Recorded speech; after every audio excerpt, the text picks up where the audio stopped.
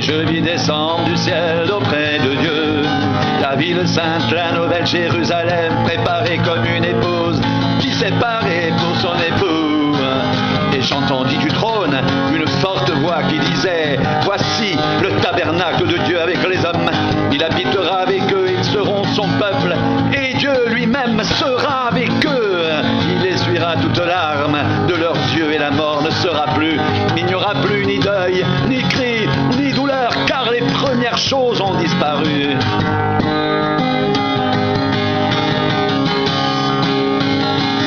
Et celui qui était assis sur le trône dit: voici, je fais toutes choses nouvelles. Et il y écrit, car ces paroles sont certaines et véritables.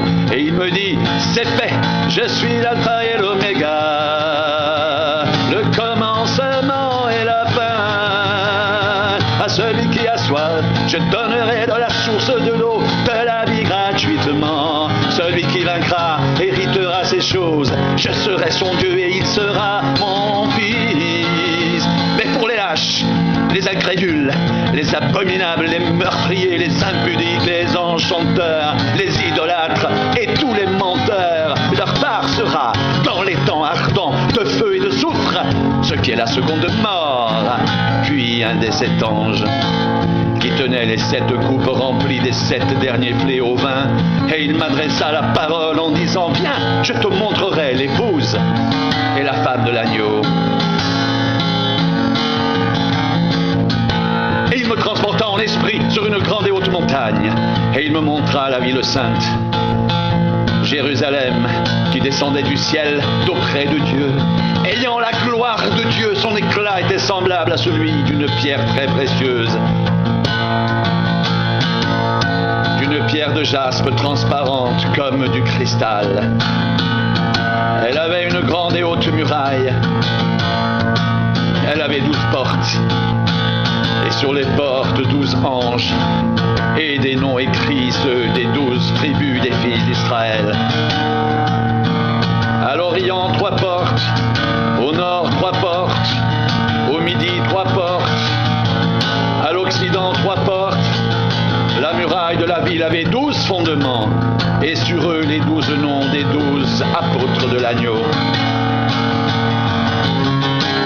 Celui qui me parlait avait pour mesure un roseau d'or afin de mesurer la ville, ses portes et sa muraille. La ville avait la forme d'un carré, sa longueur était égale à sa largeur. Il mesura la ville avec le roseau et trouva 12 000 stades. La longueur, la largeur, la hauteur en étaient égales. Il mesura la muraille et trouva 144 coudées, mesure d'homme, qui était celle de l'ange. La muraille était construite en jaspe, et la ville était d'or pur, semblable à du verre pur. Les fondements de la muraille de la ville étaient ornés de pierres précieuses, de toute espèce. Le premier fondement était de jaspe, le second de saphir, le troisième de calcédoine, le quatrième d'émeraude, le cinquième de sardonyx, le sixième de sardoine, le septième de chrysolite, le huitième de béryl, le neuvième de topaz, le dixième de chrysoprase, le 11e d'hyacinthe, le 12e d'améthyste. Les 12 portes étaient 12 perles. Chaque porte était d'une seule perle. La place de la ville était d'or pur, comme du verre transparent.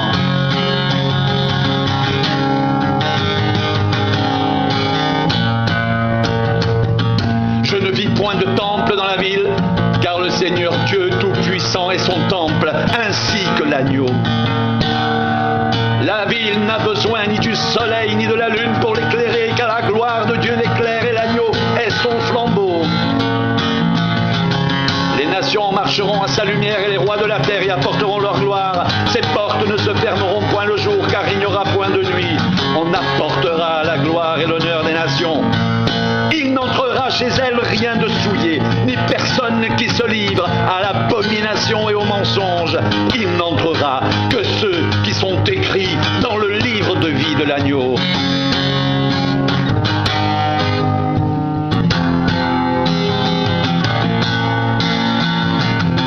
Et il me montra un fleuve d'eau de la vie, limpide comme du cristal qui sortait du trône de Dieu et de l'agneau. au milieu de la place de la ville, et sur les deux bords du fleuve, il y avait un arbre de vie produisant 12 fois des fruits, rendant son fruit chaque mois, et dont les feuilles servaient à la guérison des nations. Il n'y aura plus d'anathème, le trône de Dieu et de l'agneau sera dans la ville. Ses serviteurs le serviront et verront sa face, et son nom sera sur leur front. Il n'y aura plus de nuit, et ils n'auront plus besoin ni de lampe ni de lumière, parce que le Seigneur Dieu les éclairera, et ils régneront au siècle des siècles.